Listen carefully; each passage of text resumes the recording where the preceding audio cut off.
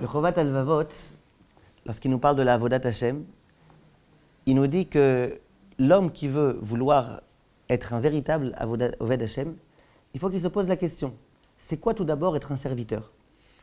Et le Chovat Alvavot dit, de savoir c'est quoi un serviteur, eh ben, c'est pas très compliqué. Il faut s'imaginer que moi-même, j'ai un serviteur ou que j'ai une servante, et que je me demande, est-ce que j'aurais aimé que mon serviteur se comporte à mon égard comme moi je me comporte à l'égard d'Akadosh Baruch Hu? Aujourd'hui, on n'a plus tellement de serviteurs, mais disons même, vous savez quoi, une femme de ménage. J'ai une femme de ménage, est-ce que j'aimerais quand je lui demande quelque chose qu'elle fasse tout tordu ou pas? Est-ce que j'aimerais quand je lui demande quelque chose qu'elle fasse preuve de nonchalance? Est-ce que j'aimerais quand je lui demande quelque chose qu'elle me prononce des mots désobligeants? Est-ce que j'aimerais que devant moi, elle fasse tout comme il faut, mais que derrière mon dos, elle commence à raconter des tas de choses négatives à mon égard? Quand on aura compris de quelle façon on aimerait que notre serviteur se comporte à notre égard, et de quelle façon on n'aimerait surtout pas qu'il se comporte à notre égard, eh bien on saura exactement quel est notre devoir vis-à-vis d'Akadosh Baruch Hu. Ça, c'est ce que nous dit le Chovot Alvavot. Alors, je pense que dans la paracha qu'on va lire cette semaine, la paracha de Chaye Sarah, on a un homme qui va être un serviteur, mais un vrai de vrai, un vrai serviteur. Il va nous donner une leçon remarquable. Qu'est-ce que doit être un serviteur? Et si on est capable de s'inspirer un petit peu de son comportement vis-à-vis de son maître et de retranscrire ça dans notre relation vis-à-vis d'Akadosh Baruch Hu, je suis sûr que ça procurera beaucoup de satisfaction à Akadosh Baruch Hu Kaviachol. De quoi s'agit-il? On connaît le début de la paracha et on sait que Abraham va demander à Eliezer d'aller chercher une femme pour Yitzhak. Yitzhak, c'était un véritable tzaddik, l'un des patriarches. Et donc pour Yitzhak, vous imaginez un petit peu la kala qu'il faut. Abraham va s'adresser à Eliezer et il va lui dire, attention, je te demande d'aller s'il te plaît, n'oublie pas d'aller, fais tout ce que je te demande, etc. etc. Maintenant, qu'on comprenne un tout petit peu d'abord, c'était qui Eliezer? Parce que si on a l'impression que Eliezer c'était comme ça, Stam, un homme, un kidam, eh ben on s'est complètement trompé. C'était qui Eliezer? Chachamim disent, par exemple, que lorsqu'il y a écrit dans la parashat Lech Lecha que Abraham a voulu faire la guerre contre les rois et qu'il a enrôlé avec lui 318 hommes, Rashi sur place dit c'est qui ces 318 hommes? En fait, ce n'est pas 318, c'était Eliezer. Eliezer, Gimatria, vous amuserez à faire le calcul, 318. Et pourquoi c'était Eliezer, dit le Siftei Chachamim? Parce qu'effectivement, au début, dans un premier temps, il y a 318 proches d'Abraham qui sont venus pour l'accompagner. Simplement, vous savez qu'avant de se lancer au combat, le Kohen Gadol, là c'est Abraham qui a joué ce rôle-là, il doit dire attention, ceux qui ont peur parce qu'ils ont commis des avérotes, qui rebroussent chemin, ils n'ont rien à faire au combat. Eh bien, les 317 ont rebroussé chemin. Le seul qui n'avait pas de faute, c'était Eliezer. Eliezer, c'était un géant. Quand on nous dit Damesek Eliezer, c'est qui Damesek Eliezer? C'était Eliezer chez Dolé ou Mashke. Damesek, ça vient du terme Dolé ou Mashke, c'est-à-dire que c'est lui qui diffusait la Torah de son maître. C'est lui qui puisait la Torah de son maître et qui la diffusait. Eliezer, ce n'était pas n'importe qui. Plus que ça, Chazal vont dire que lorsqu'il y a écrit Moshel Bechol Asherlo, c'est lui, genre, le dirigeant de tout ce qu'il y avait à Abraham, il a écrit c'est qui? C'est Eliezer. Mashal Beitzro, comme Abraham Avinu. Il était capable d'être Moshel Beitzro encore plus que Abraham Avinu. Non, autant que Abraham Avinu. Donc on voit ici se dessiner face à nous une image d'un homme immense, immense, immense, Anak Ba'anakim, un homme gigantesque. On va être surpris lorsqu'on va lire un petit peu les textes de Chazal. Rashi ramène sur place dans notre paracha cet épisode-là. Au moment où Akadosh Baruch Hu va dire à Eliezer, tu sais, je cherche maintenant un shidour pour ma fille, pour mon fils. À ce moment-là, Eliezer dit, ah, ça tombe bien, moi aussi je cherche un shidour pour ma fille. Tu veux pas par hasard, comme ça, on essaye de concocter un petit quelque chose? Et écrit que Eliezer, ça faisait des années qu'il attendait, le jour où Yitzhak enfin pourrait se marier pour lui proposer sa fille. Et la fille d'Eliezer, c'était pas n'importe qui, c'était une fille tzadika, une fille vraiment qui, a priori, aurait pu tout à fait convenir à Yitzhak. Au moment où Eliezer propose ça à Abraham Avinu, Abraham lui dit, je suis désolé, il n'en est pas question. Pourquoi? Parce que toi, tu proviens de Canaan. Canaan a été maudit, toi tu es un maudit, tu es un Harour. Mon fils, c'est un Barour. Et le Harour et le Barour sont tellement antinomiques qu'ils ne peuvent pas cohabiter ensemble. Donc, impossible. Pourquoi il est Harour? On va revenir à ça, Bezrat Hashem, dans un instant. En tous les cas, il était hors de question que ça puisse se produire de cette façon-là. C'est pas une forme d'humiliation Oui, alors très bien, on va arriver à ça, Bezrat Hashem. La question qui se pose, dans un premier temps, c'est de dire je ne comprends pas, je ne comprends plus rien. D'une part, on nous présente Eliezer comme étant un immense, un géant, un véritable géant, quelqu'un qui était presque au niveau d'Avraham Avinu. D'autre part, on dit c'est un maudit. En dehors de ça, si vraiment c'était un maudit, alors qu'est-ce qu'il faisait chez Avraham Avinu? Vous êtes d'accord que le serviteur d'Avraham Avinu, c'était Eliezer. C'est-à-dire que Eliezer, c'était quelqu'un qui pouvait se trouver dans la maison d'Avraham Avinu. On n'avait pas peur qu'il ait des mauvaises influences sur toute la maison d'Avraham Avinu. Donc c'était un grand homme ou c'était un homme ridicule? En dehors de ça, autre point qu'il faut comprendre. Eliezer, c'est vrai qu'il provient de Canaan, comme on va l'expliquer. Et donc, pour Yitzhak, il vaut mieux quelqu'un de meilleur qu'une fille de Canaan. Je comprends. Mais avec qui finalement il va se marier? Avec la fille de Bethuel. Bethuel, il faisait de l'idolâtrie. C'est tellement mieux. C'est tellement mieux de se marier avec la fille d'un idolâtre qu'avec la fille de Canaan. Donc voilà les quelques points qu'il faut absolument comprendre. Et autre question que j'aimerais vous poser. Chazal vont nous raconter qu'une fois que Eliezer va réussir à faire toute cette mission avec beaucoup de sincérité et en étant tout à fait fiable, il écrit qu'à ce moment-là, il ne va plus être Harour, il va devenir Baruch. Il écrit dans le passouk Baruch Hashem, et Chazal vont dire qu'à ce moment-là, il est sorti de la malédiction et il est rentré dans la bénédiction. C'est-à-dire que jusqu'à cet épisode-là, Eliezer c'était encore un maudit. Après qu'Eliezer il ait fait, il se soit démené pour faire tout ce qu'il fallait, là on dit que d'un coup, ça y est, il est devenu béni. Demande les Chachamim, or si maintenant il est devenu béni, et pour qu'ils disent à Abraham, je suis désolé d'être un petit peu lourd, je reviens sur une proposition, laisse tomber Rivka, voilà, maintenant moi je suis béni, alors vas-y, que ton fils se marie avec ma fille. On voit qu'il ne va pas le faire. Alors, il y a des Mefarshim qui disent parce qu'il avait déjà été Mekadesh Rivka pour Yitzhak, c'était déjà trop tard. Mais est-ce qu'il n'y a pas par hasard autre chose qu'on peut dire pour essayer de comprendre ce point-là? Il faut essayer de comprendre c'est quoi tout ce inyan-là de la malédiction. Vous vous rappelez de la parashat Noach. Noach, il avait 3 fils, Shem, Ham et Yafet. À un moment donné, Noach va s'enivrer. Et donc, il va complètement perdre le contrôle de lui-même. Il va s'endormir comme ça dans un état presque comateux. Et à ce moment-là, il y a l'un de ses enfants qui s'appelle Ham, qui va, selon le Midrash, rapporté dans Parashat Noach par Rashi, qui va littéralement castrer son père. Shem, il va castrer son père. Son père va se réveiller, il va être conscient de ce qu'on lui a fait. Il était il va se réveiller, Noach, il va être très mécontent. Et à ce moment-là, il va maudire Ham. Qu'est-ce qu'il va lui dire? Il va lui dire Arur Kenaan, Eved Avadim Yiye Leechav. Maudit soit Kenaan, et que Kenaan, ce soit le serviteur des autres frères. Ça veut dire quoi? Noach, il avait 3 enfants. Shem, Ham et Yafet. 3 enfants. Maintenant, à cause du fait que son fils l'ait castré, il ne pourra plus avoir d'autres enfants. Donc le 4e enfant qui aurait pu et qui aurait dû naturellement venir ensuite, lui, ça y est, il est perdu, c'est terminé. D'accord? Donc, qu'est-ce qu'il a fait, Noach? Il a maudit le 4e enfant de Ham. Il dit, le 4e enfant que tu auras, c'est lui qui sera maudit. Toi, voilà ce que tu as voulu me faire, tu m'as évité d'avoir un enfant, voilà ce qui va se passer. Maintenant, qu'est-ce qui s'est passé? Ham, il a eu 4 enfants, comme la Torah raconte. Cush, Mitzraïm, Put et Kenaan. Il a eu 4 enfants. Donc, le fameux Kenaan, c'est le 4e, c'est lui qui a été maudit. Kenaan, il va avoir un fils, comme écrit dans le Midrash, qui va s'appeler Eliezer. Le fameux Eliezer. Le grand frère Cush, il va avoir un fils qui s'appelle Nimrod. Nimrod, ça va devenir un roi. Ça va devenir quelqu'un d'extrêmement important. Et qui est-ce qui va être donc le serviteur de Nimrod? Le fils de Kenaan, qui s'appelle Eliezer. Eliezer, ça va devenir le serviteur de Nimrod. Et comme ça, la malédiction de Noach va s'accomplir. Le 4e fils, qui s'appelle Kenaan, son fils à lui, il va être serviteur des autres frères. Ça veut dire serviteur du fils de Cush, qui s'appelait Nimrod. Pourquoi le 4e? De quoi? Pourquoi la malédiction, elle ne porte pas sur Ham lui-même? J'ai pas compris. Parce qu'il lui dit, toi, tu m'as empêché d'avoir un 4e fils, alors moi je te maudis de cette façon-là. Peut-être qu'il y aurait beaucoup de quoi réfléchir sur ça, vous avez raison. Mais simple, la compréhension simple, comme Rachid explique, c'est comme ça. Tu m'as empêché le 4e, toi, ton 4e, il sera maudit. Hein? Alors j'arrive à ça. Une seconde, j'arrive à ça. Ça, c'est ce qui s'est passé à ce moment-là. Donc écoutez bien. Donc Eliezer, dans un premier temps, ce n'était pas le serviteur d'Abraham, c'était le serviteur de Nimrod. Lorsque Nimrod, cet impie-là, un jour il va vouloir tester la foi de Abraham et qui va le jeter dans une fournaise ardente. Il y a écrit que le feu n'avait pas d'emprise sur Abraham Avinu.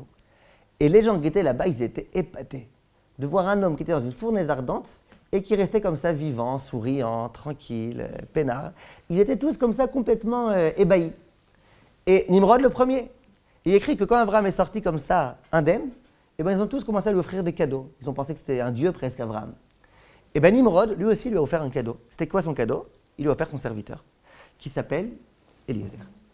Donc, qu'est-ce qui faisait Eliezer chez Abraham?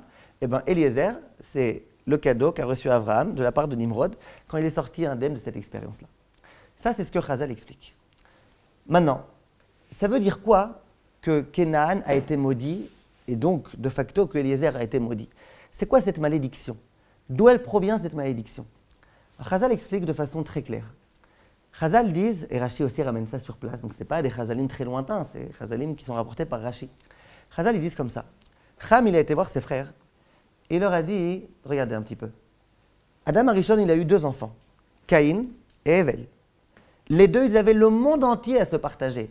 C'était un héritage gigantesque, mais quand même, ça va, ils avaient de la place, ils avaient de l'argent. Ils avaient le monde à se partager à 2. Et bien, ils ont tellement été jaloux l'un de l'autre que Caïn a tué Evel. Il dit, nous, combien on est? On est 3. Et notre père, comme ça, il pense encore continuer à avoir des enfants. Qu'est-ce qui va nous rester après nous dans l'héritage? Walou, hors de question. On va empêcher notre père d'avoir d'autres enfants. L'intention de Cham, il est écrit dans Chazal explicitement, c'était de dire, non, nous on veut avoir de l'argent, nous on veut avoir un bon héritage, nous on ne veut pas, Chaz v'Shalom, devoir se disputer jusqu'à se tuer les uns les autres. Non, hors de question. Nous, on veut pouvoir être peu, moins on est, plus l'héritage sera grand. Ça, c'était le calcul rapporté par Rashi, le calcul de Cham. Maintenant, moralité, qu'est-ce qui se passe? Eh bien, Noach, il maudit. Noach, il maudit, il dénonce ce comportement-là, et il dit, ce n'est pas un comportement à avoir. Donc, qu'est-ce qui va se passer? Eh bien, la malédiction, elle va avoir son effet. Et du coup, eh ben, non seulement Kénaan, mais aussi son fils qui s'appelle Eliezer, eh ben, c'est des gens, donc, du coup, qui vont porter en eux cette malédiction. Maintenant, il y a une question qui se pose.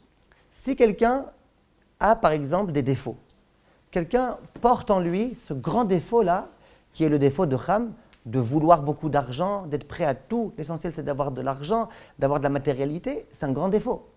Est-ce que ce défaut, il passe, on le transmet de façon héréditaire ou pas? Alors, le Ran, dans cette chouvote, l'un des grands Rishonim, il dit que ça dépend. Quand il y a un défaut qui est un défaut intellectuel, eh bien ça passe pas de façon héréditaire. Par exemple, quelqu'un qui fait de la avoda zara, bah, il est un peu idiot. Il va se prosterner devant une petite statue, il va se prosterner devant un verre en plastique, il est complètement idiot. Il va avoir un enfant. Le jour où on va expliquer à son fils que c'est complètement idiot, que ça vaut rien, et bien immédiatement, cet enfant, il va pouvoir changer. Abraham, son père, c'est un idolâtre. Pourtant, de lui-même, il a compris que c'était complètement idiot et ridicule. Et bien, il est devenu Abraham Avinu. Donc, les choses qui dépendent un petit peu de la réflexion, les choses qui dépendent d'un aspect intellectuel, eh ben, tu peux discuter avec la personne et réussir à la transformer. Par contre, il y a des natures qui sont intrinsèques, des défauts qui sont intrinsèques. D'aimer, par exemple, la matérialité, c'est un défaut qui est un petit peu intrinsèque. Et ce genre de défauts, eux, ils risquent d'être transmis de père en fils, etc. Donc, le défaut que portait en lui Kénaan, et qu'il a visiblement dû transmettre à son fils qui s'appelait Eliezer, c'était ça. C'était un abus de matérialité, tellement aspiré à la matérialité qu'on est prêt même à faire des choses qu'on n'aurait jamais dû faire à son père, être jaloux des frères éventuels qui vont venir, il n'est même pas encore né, on est déjà jaloux de lui. Bref, ça c'est la malédiction de Kénaan. Alors, si c'est tellement un gnaï, pourquoi on appelle Israël Kénaan dans... Bonne question, je ne sais pas. Bonne question. Le gnaï, ce n'est pas le nom, mais le gnaï, c'est une bonne question. Maintenant, écoutez bien. Donc maintenant, on peut déjà comprendre. Abraham, il dit à Eliezer, écoute, la fille de Bethuel, c'est vrai que Bethuel, c'est un idolâtre. Mais ça ne me dérange pas, ça. Si la fille elle-même, elle est intelligente, si la fille elle-même, elle a réfléchi, elle s'est posé les questions, elle a compris que c'était des bêtises, tout ça, ça va, ça peut convenir. Par contre, quelqu'un qui porte en lui ce défaut-là d'abus de matérialité et d'hégémonie et de jalousie, toutes ces midotes-là qui ont fait qu'il a été capable de faire le pire, ça, je refuse. Ça, c'est ce qui s'est passé. Maintenant, venez, on réfléchit comment ça s'est passé alors, ce renversement de situation. Comment Eliezer, il est passé de Harour à Barour? C'est une question qui est très intéressante et ça va nous faire un petit peu étudier Bezrat Hashem ensemble la paracha. Écoutez bien. Abraham, il dit à Eliezer, écoute, ta fille, laisse tomber, c'est pas le bon chidour. Le chidour qu'on va chercher maintenant, ça va être une fille, pas de Kénan. Imaginez un petit peu la déception de Eliezer. Imaginez, ça fait des années qu'il rêvait ce chidour. Il le rêvait depuis des années et des années et des années. À chaque fois qu'on lui proposait des propositions, il refusait. Pourquoi? Il rêvait. Et maintenant, qu'est-ce qui se passe? Abraham, d'un coup, il lui effondre complètement toutes ses aspirations, tous ses rêves. Il lui dit, non, laisse tomber, impossible. Et maintenant, je te demande, tu vas aller et tu vas chercher un chidour pour mon fils. Ta fille, non, tu vas me chercher un chidour. Imaginez un petit peu sa déception, sa souffrance. Maintenant, écoutez bien. Akadosh Baruch Hu, Avraham Avinu, quand il s'adresse à Eliezer, il aurait pu lui dire, écoute-moi bien, tu vas là-bas, tu n'as pas intérêt à revenir si tu ne vas pas trouver une fille de Sadeket. Avraham, il ne dit pas ça. Avraham, il lui dit, écoute, si tu as été, que tu as fait ta ishtadlut, et que finalement tu n'as pas réussi à trouver de fille, veni kita mishvuati. Voilà, tu seras complètement départi, désaliéné de ce serment. Toi, ton serment, il consiste uniquement à faire ce que tu peux. Je ne te demande pas plus que ce que tu peux. Beaucoup de gens devraient s'inspirer un petit peu de cette façon de parler aux autres. Tous les patrons, ils devraient dire à leurs employés, moi, je ne te demande pas plus que ce que tu peux. Juste ce que tu peux, fais-le bien. Mais si tu as fait ce que tu pouvais et que tu n'as pas réussi, tant pis, en baria, ça ne me dérange pas. En tous les cas, ça, c'est le comportement de Avraham. Et Eliezer doit partir en mission. Alors, moi, je vous fais une confidence. J'aime pas tellement raconter ma vie, mais maintenant, je vous raconte ma vie. Je me mets à la place de Eliezer. Bémet, j'essaye de rentrer, je suis un nain à côté d'Eliezer, mais j'essaye un petit peu de me mettre à sa place. Et je me demande, qu'est-ce que j'aurais fait à la place de Eliezer? Ben, je vais vous dire la vérité. Je me serais dit, regarde, je vais aller là-bas, là où il m'a demandé d'aller. Bon, je suis obligé d'aller, je me suis engagé. Je vais prier très fort à Kadosh Baruch Hu, que si Dieu veut, on ne trouve pas de chidour pour Yitzhak. Comme ça, quand je vais revenir, je vais dire à Abraham, tu sais, elles sont toutes pourries là-bas les filles, la vérité, elles n'arrivent pas à la semelle de ma fille à moi. Et peut-être qu'Abraham y réfléchira à nouveau, et qu'enfin ce rêve-là de pouvoir marier ma fille à Yitzhak, il va pouvoir se réaliser. Je vous dis la vérité, je pense que toute personne normalement constituée, en plus avec tout le Leshem Shomaim, que ma fille, machin, être l'une des Imaot, etc., tout le Leshem Shomaim complètement tordu que les gens ils aiment bien mettre un peu partout pour donner une bonne allure à ce qu'ils font de tordu, à la place de Eliezer, c'est ce que j'aurais fait. Vous êtes d'accord avec moi? Eh bien venez, on étudie la paracha. Qu'est-ce que Eliezer a effectivement fait? Moi, je vous ai dit ce que j'aurais fait. Maintenant, on voit ce qu'Eliezer y fait. On va voir le contraste. Écoutez bien. Eliezer, il part. Il est en chemin. Il sait qu'il a une mission pas facile, qui l'attend. Il est très embêté. Il ne sait pas quoi faire. Il a écrit dans Chazal qu'à ce moment-là, il a prié à Kadosh Baruch Hu. Et il a dit Shir la Ma'alot. C'est le premier de l'humanité à avoir dit ce Tehilim. Et ça, Enai ele Harim. Je lève mes yeux vers les montagnes. Mais Aïni Avo Ezri. D'où mon aide va-t-elle venir? Celle qui était là au cours de la semaine dernière. Eliezer, ce n'était pas une tsiporet à Kramim pour faire ce Shir Ma'alot. Mais il dit à Kadosh Baruch Hu, écoute Hachem, je viens dans un endroit, je suis un inconnu. Personne ne me connaît, moi je connais personne. Il y a des milliers de filles, je dois trouver la fille. Mais comment je vais faire? D'où je sais? Comment je vais commencer? Par quoi? Comment? Quoi? Mais Aïn Yavo Ezri. D'où mon aide va-t-elle venir? Et immédiatement Eliezer dit, Ezri Me'im Hachem. L'aide va venir d'Akadosh Baruch Hu. Alors Eliezer, je ne savais pas que c'était un grand chanteur ou un grand poète. Mais Aïn Yavo Ezri, Ezri Me'im Hachem. À quoi il s'amuse? S'il savait que Ezri Me'im Hachem ne pose pas de questions, si tu poses une question, alors c'est que tu ne connais pas la réponse. Mon fils il m'a raconté hier qu'une fois, il y a un élève qui est rentré de classe, il arrivait à la maison. Il dit à son père, voilà papa, regarde le bulletin scolaire. Le papa il regarde mathématiques, 0. Français, 0. Et puis chaque matière, géographie, 0. Et puis il est très très très fâché, machin. Et puis à la fin, ça se finit quand même sur une bonne note. Chant et musique, 20 sur 20. Le père il voit ça, paf, il donne une grande claque à son fils. Il dit, papa, pourquoi une claque? Il dit 20 sur 20 en musique. Il dit, bah, le seul truc où j'ai réussi, c'est... Il me dit, après un bulletin pareil, tu oses encore chanter et faire de la musique. D'accord? En tous les cas, Eliezer, qu'est-ce qu'il nous fait de la rhétorique là? Mais Eliezer, Me'im Hachem. Dis Chazal, non. Eliezer, comme on a dit, c'est un grand tzaddik. Eliezer, il savait très bien que notre aide, elle provient de la part d'Akadosh Baruch Hu. Il n'avait aucun doute. Il avait juste une question. La question légitime que nous aussi on se pose quand on a des choses à faire dans notre vie. C'est vrai que ça va venir finalement par Hachem, mais par quel tuyau? Par quel piston? Comment? Qui je vais voir? Ça va être qui de la chatranite? Ça va être qui ceci? Ça va être qui cela? Eliezer, dans un premier temps, il s'est dit bien sûr que Ezri Me'im Hachem. Mais par qui? Comment? Me'aïn? Par où? Je ne sais pas, je vais arriver là-bas. D'où je sais, Bichlal, c'est qui les Chatraniot, d'où je sais. Et immédiatement, il s'est aperçu, il s'est repris, et il s'est dit, déjà, ça, c'est un manque de Emouna. Même ça, c'est un manque de Emouna. Et Zrim et Hashem. Je ne dois pas me poser de questions. Je dois aller confiant, Hashem m'aidera. Je ne connais même pas le début des tuyaux qui vont m'aider. C'est pas grave, je n'ai pas besoin de connaître. Lui, Hashem, il connaît, ça suffit. Hashem, le moment venu, il m'aidera. Donc, Eliezer, il part, confiant, il va chercher un chidour pour Yitzhak. Eliezer, il se dit, mais attends, on ne va pas lui amener n'importe qui. On va lui amener une fille de Sadeket.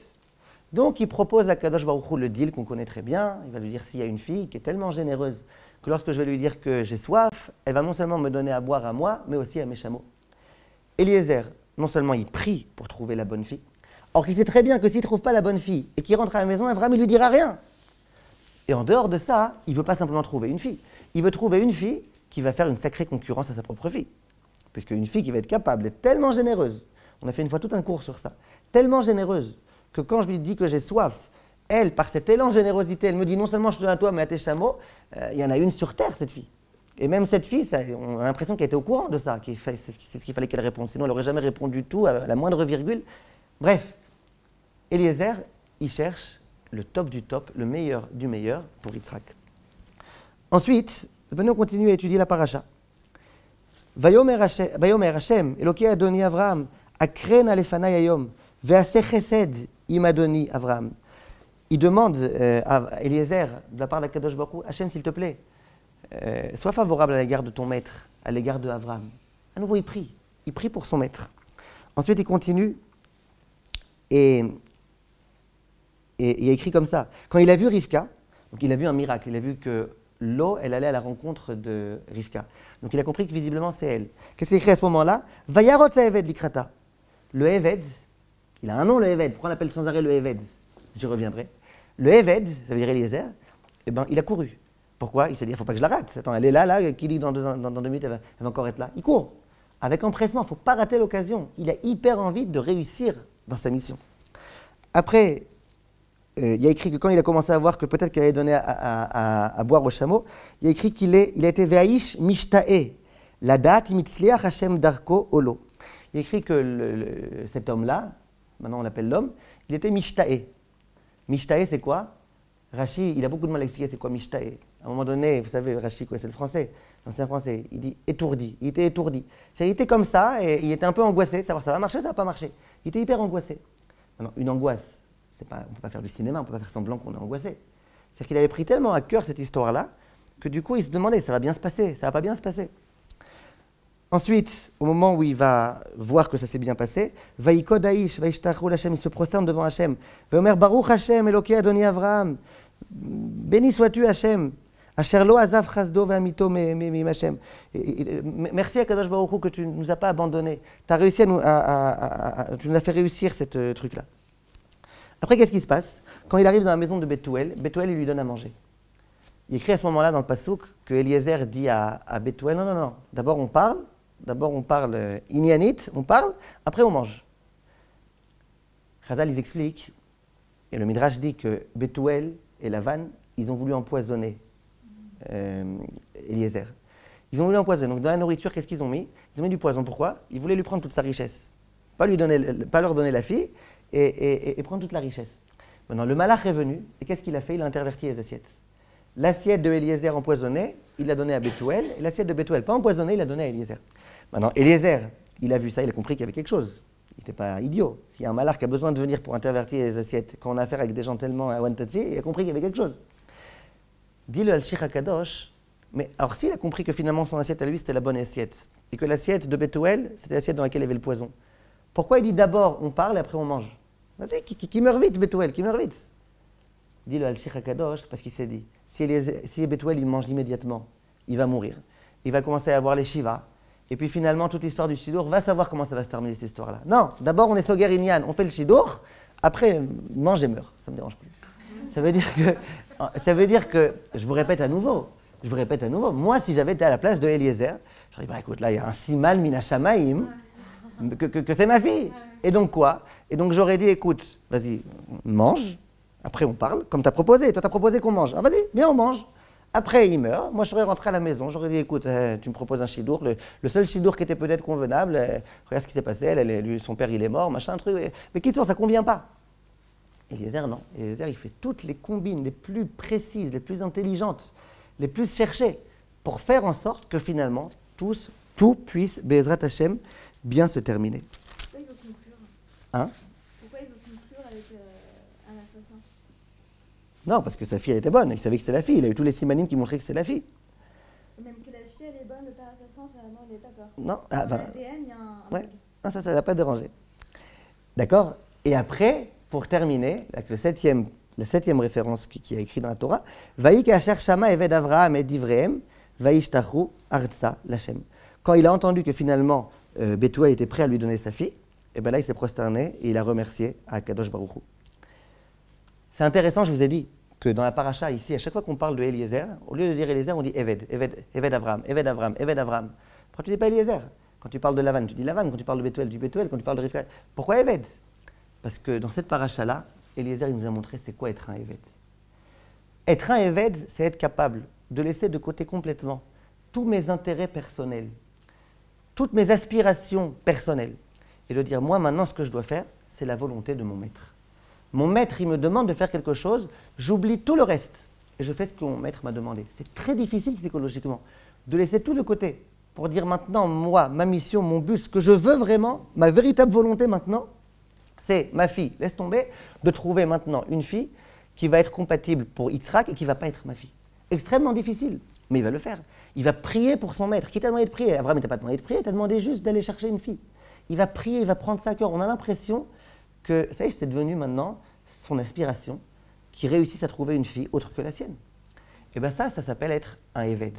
C'est pour ça que quand on mentionne Eliezer dans toute cette paracha-là, on dit Eved. Il a montré c'était quoi être un Eved.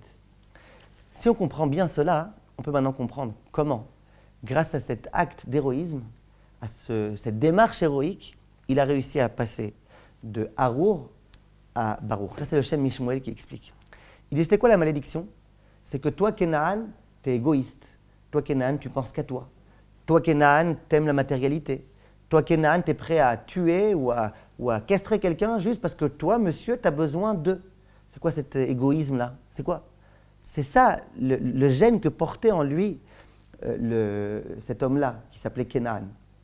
Eliezer aussi, de façon héréditaire, il portait un petit peu ce défaut. Quand Eliezer a été capable d'aller complètement à l'encontre, quand il était capable de travailler sur lui, d'aller à l'encontre de cette nature qu'il avait.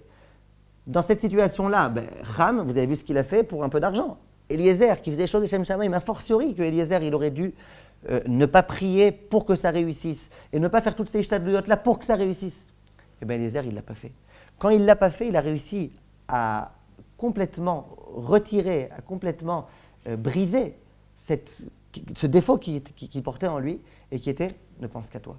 Quand pendant toute une paracha, et ça a duré un certain temps, quand pendant tout ce temps-là, il a été capable de dire « j'oublie mes aspirations et je le fais », eh bien ça va transformer tout son statut. Du statut de Harour en statut de Baruch. Est-ce que ça répercuté sur ses descendants? Oh, alors maintenant la question qui va se poser est bah alors pourquoi finalement ils peuvent retourner voir Avraham en lui disant alors, qu'est-ce qui se passe avec ma fille? C'est pas un bon chidour, ma fille, ça y est, maintenant je suis Baruch. Je suis plus Harour, regarde, j'ai réussi à aller à l'encontre de ma nature, je suis Baruch. La réponse la plus logique, c'est quoi? C'est ça, ça veut dire, lui, il a travaillé sur lui. Donc lui, il a réussi à quitter le Harour et à rentrer dans le Baruch. Mais ce n'est pas pour autant que sa fille, elle a travaillé sur elle-même. Si sa fille n'a pas travaillé sur elle-même, ben, ça ne change rien. Elle était déjà née, sa fille. Ce n'est pas une fille qui va naître après, une fois qu'il devient Baruch, une fois qu'il a transformé sa nature. Donc du coup, eh ben, la fille, c'est la fille. La fille, ça restera une bonne fille, mais qui porte malgré tout ce problème-là. Ça, c'est ce que Chazal nous enseigne. Donc on a compris maintenant que c'est quoi la Avodat Hashem. On a dit depuis le début du cours, ce qui nous intéresse maintenant, c'est de comprendre comment un juif doit se comporter. Le Chorot Halavot disait, ce que tu aimerais bien que ton serviteur fasse à ton égard, fais-le vis-à-vis d'Akadosh Baruch Hu. Si on peut un petit peu s'inspirer de Eliezer et être des Ovdei Hashem, comme Eliezer était un Eved de Avraham, eh ben, on aura tout gagné. Concrètement, ça veut dire quoi? Ben, concrètement, un exemple qui paraît un petit peu ridicule, mais qui est tellement important. Eliezer, il prie pour le bien de son maître. Eh bien, nous, on doit prier Kaviechol pour le bien d'Akadosh Baruch Hu. Vous remarquerez que les brachot Et un certain nombre de brachot qui figurent dans le Shemona Esrei, c'est quoi? Des brachot sur la Yeshua, des brachot sur Etzemar David, et le Beth Amikdash qui va être reconstruit. Et sans arrêt, Beth Amikdash, Beth Amikdash, Beth Amikdash. Ça veut dire quoi? On prie Kaviachol pour Akadosh Baruch Hu. On dit à Akadosh Baruch Hu, s'il te plaît, Hachem, fais en sorte que ton nom devienne beaucoup plus connu et beaucoup plus reconnu. Fais en sorte que la gloire divine, elle soit enfin une réalité patente dans le monde. C'est à ça qu'on prie. Il y a écrit par exemple que quand on récite le Kaddish, il faut réciter avec beaucoup d'entrain le Yehesh Eme Rabba Mevarach. Alors nous on a l'impression quoi, moi petit homme là, qu'est-ce que je peux faire? Moi je peux maintenant réussir à avoir de l'influence sur ce qui va se passer. Il y a écrit Yehesh Eme Rabba, littéralement ça veut dire que le nom d'Hachem soit grand, soit grandi. Mais Shemé, ça veut aussi dire Shem Yudke. Ça veut dire que le nom d'Akadosh Baruch Hu c'est Yudke Vavke. Mais il y a aussi un nom un petit peu réduit comme ça, un surnom on dirait qui est Yudke. Il y a écrit que depuis qu'Amalek est venu, le nom d'Hachem n'est pas complet. C'est que Yudke. Quand est-ce qu'il redeviendra complètement complet? Ça sera quand Bezrat Hachem, il y aura la Géoula qui viendra. Nous, qu'est-ce qu'on prie? On dit Yeh Shemé Rabba. C'est-à-dire quoi? Que le nom Yudke qui est petit, Rabba, il devienne grand. Ça veut dire qu'en quelque sorte, on prie pour Akadosh Baruch Hu. Et le Messiah Yesharim insiste beaucoup sur ça. Il dit que cette filote-là, ces prières-là, elles sont importantes. Et il dit qu'on n'a pas besoin de se dire, mais moi je suis un petit nul, un petit ridicule, à quoi mes tuyaux elles servent? Non, avec ce que je fais moi sur terre, eh ben, je peux réussir à donner kaviachol, de la force à Kadosh Baruch Hu. Il y a écrit dans le Pasuk, Kedoshim tiyu ki kadosh ani Hashem Elokechem. Vous devrez être saints parce que moi je suis saint. Et après il y a écrit ani Hashem Elokechem, moi je suis Hashem votre Dieu. Alors il y a, la camarade, elle s'interroge, elle dit si Hashem il me demande d'être saint parce que lui il est saint, c'est-à-dire qu'il faut que je sois aussi saint que lui, et c'est impossible. La Gemara, elle dit Yachol Kamo, est-ce que l'homme il a besoin d'être saint comme Akadosh Baruch Hu? La Gemara dit non, calmez-vous, ne vous inquiétez pas, non. Kdushati, les mal à Mikdushatrem. Ma Kdusha à moi est supérieure à la vôtre. Alors Chazal lui demande mais c'est quoi cette histoire-là? On pouvait à un seul moment penser que l'homme devait être aussi saint qu'Akadosh Baruch Hu? Impossible, impensable. Alors il y a certains mefarshim qui disent, ça veut dire quoi Kdushati, les mal à Mikdushatrem? Il faut être capable de mettre la virgule au bon endroit. Kedushati les ma'ala, virgule, migdushatrem. Ma gdusha à moi en haut, de quoi elle dépend? De votre gdusha à vous. C'est-à-dire que quand l'homme sur terre il se comporte comme il faut, et qu'il prie, et qu'il demande, et qu'il implore, et que irpatlo, c'est ça le mot important. Il ne faut pas être indifférent. Ça doit nous faire mal quand on voit des juifs qui ne sont pas encore sur le chemin de la Torah, quand on voit des juifs qui se comportent n'importe comment, quand on voit le chilul Hashem qu'il y a, ça doit nous faire un petit peu mal. Alors, beaucoup ça devrait, mais au moins un petit peu. Quand l'homme il voit de quoi a l'air le monde dans lequel on est, ce monde de fou là dans lequel on vit, et qu'à un moment donné, il prie à Kadosh Baruch Hu, il dit Hachem, j'aimerais tellement que ton nom soit Shalem. Et je sais à Kadosh Baruch Hu que si tu ne peux pas le faire, eh ben c'est parce que nous, quelque part, on n'est pas encore à la hauteur.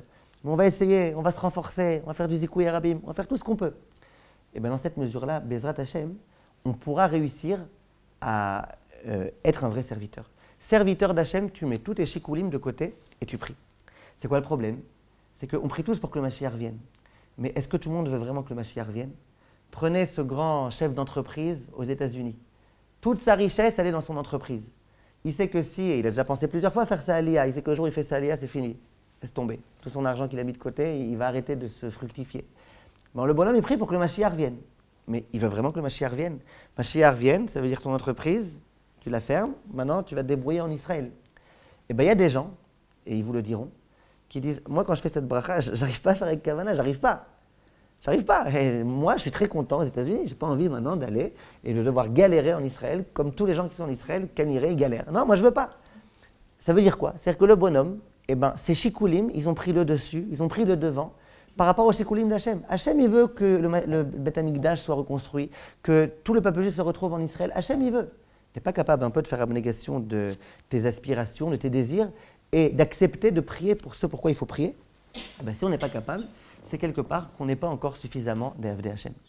Donc, ce que Akadosh Baruch Hu attend de nous, c'est qu'on soit capable de prendre l'exemple de Eliezer. On a la Torah à accomplir. Cette Torah, il faut qu'on l'accomplisse. Ça doit être notre grande préoccupation, d'accomplir la Torah. Il faut le faire, Bezrat Hachem, au maximum. On a toute une vie pour ça. Dans cette vie-là, qu'on essaie autant qu'on peut de laisser de côté un petit peu tous les calculs complètement égoïstes et qui n'ont aucun sens, et qu'on réfléchisse quel est le bien pour Akadosh Baruch Hu. Et comme je vous ai dit, on a toute la vie pour ça. Pourquoi je vous dis on a toute la vie pour ça? Il y a écrit dans la paracha Ve'Avraham Zaken Ba Bayamim. Avraham, est devenu âgé, et puis il était avancé dans les jours. La Gemara dans Masechet Baba Metzia va dire quelque chose de très intéressant. Elle va dire que jusqu'à l'époque de Avraham Avinu, il n'y avait pas de concept de vieillesse dans le monde. Ça n'existe pas. Ça veut dire que les gens, ils n'avaient pas de cheveux blancs, ils n'avaient pas de poils blancs, les gens, ils n'avaient pas de rides. Les gens, ils étaient tout le temps, ils restaient tout le temps jeunes jusqu'au jour de la mort. Est venu Avraham Avinu, dit la Gemara, et il était très embêté. Pourquoi? Parce que son fils Yitzhak a écrit qu'il lui ressemblait comme deux gouttes d'eau. Donc au moins, la différence à laquelle on se serait attendu, c'est les quelques années d'écart entre l'un et l'autre, qui auraient pu faire malgré tout qu'on puisse reconnaître. Simplement, manque de bol, jusqu'à l'époque d'Avraham, il n'y avait pas. Donc la Gemara, elle dit quand quelqu'un il voulait dire un secret à Avraham, à qui il le disait par erreur? À Yitzhak. Et quand il voulait dire un secret à Yitzhak, à qui il le disait? À Avraham. Moralité, parfois il y avait des secrets qui se disaient, qui n'auraient pas dû se dire, etc. Il y avait des problèmes qui pouvaient se poser. Est venu Avraham Avinu et a demandé à Kadosh, s'il te plaît, Hachem, fais en sorte que le concept de l'âge, de la vieillesse vienne. Depuis ce jour-là, il y a eu la vieillesse. Avraham Zaken, voilà, Avraham, on l'a vu, avec une barbe blanche, Avraham, il était âgé. Chazal demande, c'est quoi l'urgence qui est la vieillesse? Alors, il y a beaucoup d'explications qui sont données. L'une des explications, c'est que quand quelqu'un il commence à un moment donné à vieillir, il comprend que quelque part, il se dirige vers une échéance rasratique, que je ne dirais pas comment elle s'appelle. Et je peux vous dire qu'il y a beaucoup de gens qui commencent à se prendre en main quand ils ont leur premier poil blanc qui arrive. Pourquoi? Jusqu'à présent, ça va, toute la vie. Et puis les gens, ils pensent qu'ils resteront éternels. Puis parfois, ils voient que leur corps, il n'obéit pas tout à fait à leurs aspirations. Tu vois, ton corps, il commence à se fatiguer un petit peu. Donc, le concept de la vieillesse, c'est un concept qui était là, justement, pour que la personne elle puisse se prendre en main. La question qui est posée, mais alors c'est pourquoi jusqu'à l'époque d'Avraham Avinu, il n'y avait pas de vieillesse? Pourquoi on a dû attendre qu'Avraham Avinu vienne et qu'il demande? Alors, il y a une explication très jolie que j'ai vue. Je vous demande de l'écouter jusqu'au bout. Cette explication elle consiste à dire la chose suivante. La vieillesse, d'une certaine façon, jusqu'à l'époque d'Avraham Avinu, c'était d'une certaine façon une honte. Pourquoi c'était une honte? Parce que l'homme, il est venu sur Terre pour se réaliser. Il doit se réaliser. Le Rambam, il écrit dans une lettre à son fils, il dit « Heureux celui qui arrive à se réaliser rapidement. Moi, j'ai un but sur Terre. Moi, je peux le réaliser en 20 ans, ou en 30 ans, ou en 40 ans, ou en 90 ans, ou en 100 ans. Maintenant, si quelqu'un, jusqu'à l'époque d'Avraham Avinu, si quelqu'un, il arrive à l'âge de 100 ans, ça veut dire, tu pouvais pas te bouger un petit peu, quoi. Ça te prend tellement de temps de faire ta mission sur Terre, c'est quand même un peu exagéré, tu n'aurais pas pu faire ça plus vite. Donc, les gens qui étaient âgés, ils avaient honte, parce qu'ils véhiculaient le constat d'échec qui est « moi, je n'ai pas réussi à me réaliser rapidement ». Dis Chazal, ça c'était jusqu'à Avraham Avinu. À partir du moment où Avraham Avinu est venu, il est venu avec une révolution qui s'appelle le Zikouï Arabim. Avraham Avinu, il est venu, il dit « moi, je ne me préoccupe pas que de moi, je me préoccupe aussi des gens de ma génération, je me préoccupe de tout le monde. Je ne suis pas là que pour me réaliser moi-même, je suis là pour aussi aider les autres à se réaliser. » Ah, tout a changé. Quand maintenant quelqu'un il est âgé, c'est pas forcément qu'il est âgé parce que ça lui a pris du temps de se réaliser. Peut-être que lui, il a réussi à se réaliser rapidement. Maintenant, pourquoi Hachem lui donne encore de la vie? Pour permettre aux autres, par son intermédiaire, de se réaliser. Permettre à ses enfants, à ses petits-enfants, à tout le monde de se réaliser. Ça, c'est le chidouche que dans le Keren et David, il donne. Moi, j'ai rajouté encore un petit knedge dans le même ordre d'idées. Jusqu'à l'époque d'Avraham Avinu, les gens, c'était du n'importe quoi. Le monde, on voit Sodome, tout ça, c'était du n'importe quoi. Maintenant, quand vous voyez quelqu'un d'âgé qui se comporte comme un gamin, vous êtes d'accord qu'il n'y a rien de plus déprimant que ça. Un gamin qui se comporte comme un gamin, c'est bien, c'est normal. Vas-y, va manger tes cacahuètes. Quelqu'un d'âgé qui se comporte comme un gamin, ça fait pitié. Ça veut dire, tu as pris un certain âge, tu as eu l'expérience de la vie, maintenant tu te jettes sur la nourriture comme un gamin de 5 ans, tu manques de maturité, ça fait un peu de la peine. Maintenant, quand quelqu'un est âgé et qu'il a de l'expérience de la vie, qu'il a de l'expérience, qu'il a de la maturité, là au contraire, on lui demande des conseils. Pourquoi on lui demande des conseils? Parce que c'est une personne qui s'est servie de la vie, des expériences de la vie, pour accumuler, pour se construire. Et donc c'est une personne. Pourquoi on doit respecter les personnes âgées? Pourquoi on doit se lever devant une personne âgée? Justement pour ça. Parce que la personne, c'est pas n'importe qui. C'est une personne qui a une expérience de vie. C'est complètement autre chose que quelqu'un qui est un petit jeune, qui n'a encore aucune expérience. Ben Chazal dit, jusqu'à l'époque d'Avraham Avinu, c'était une honte d'être vieux. T'es vieux et tu te comportes n'importe comment, c'est une honte. Depuis qu'Avraham Avinu est venu, qui nous a enseigné la Torah et la Emouna, et le fait qu'il faille se réaliser, et qu'il faille faire du chesed, et qu'il faille sans arrêt se bonifier, c'est plus une honte la vieillesse. Parce qu'au contraire, maintenant on est vieux, mais regardez un petit peu la sagesse des personnes âgées, la plupart d'entre elles en tous les cas, c'est déjà plus une honte. Toujours est-il que, Baruch Hashem, on a une vie, On a une vie qui nous a été donnée pour se réaliser, pour aider les autres à se réaliser, Bezrat Hashem, pour faire du Zikouï Arabim, pour pouvoir, Bezrat Hashem, rapprocher les gens de la Torah d'Akadosh Baruch Hu. Celui qui a un vrai Eved, et c'est sur ça que je voulais terminer, un vrai Eved, il ne se préoccupe pas que de lui. Un vrai Eved, il se préoccupe des autres. Si je suis un vrai Eved, comme Eliezer, moi, ce que je veux, ce n'est pas mon bien, je m'en fous de mon bien. Moi, je veux le bien d'Avraham Avinu. Mon bien, ma fille, je laisse tomber. Moi, je veux le bien d'Avraham Avinu.